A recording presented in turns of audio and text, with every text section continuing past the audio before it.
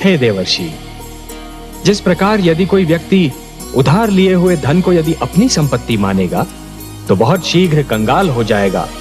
यही तो विधि का विधान है महादेवी। जो दूसरे को दुख देकर हंसता है, होनी उसे दुख देकर 100 बार रुलाती है।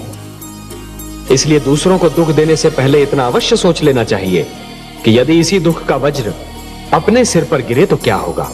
महादेवी, जिस प्रकार बिच्छू को यह ज्ञान नहीं होता कि उसका डंक केवल किसी और को नहीं स्वयं उसे भी चुभ सकता है, उसी प्रकार एक दुष्कर्मी को भी यह ज्ञान नहीं होता कि उसका दुष्कर्म स्वयं उसे भी हानि पहुंचा सकता है। महादेवी, एक ही डाली पर खिले 2 पुष्पों में से एक को स्थान मिलता है देवता के चरणों में तो दूसरे को अर्थी पर। एक ही मेघ की गोद से निकली 2 बूंदें, एक मोती बन जाती है तो दूसरी अंगारे पर गिरकर भस्म हो जाती है। यह सब फल होता है इस सत्य का कि किसे कैसी संगत मिलती है। सत्य कहा आपने महादेवी, सत्य कहा। और इसीलिए माता पिता को सबसे अधिक ध्यान बाल्यावस्था में संतान के चरित्र निर्माण पर ही देना चाहिए। जिस प्रकार जब जल माटी को गीला कर देता है तो माटी में से सुंदर अंकुर फूटते हैं, उसी प्रकार जब भक्ति मन को उदार बना देती है तो मन में सुंदर विचारों का जन्म होता है।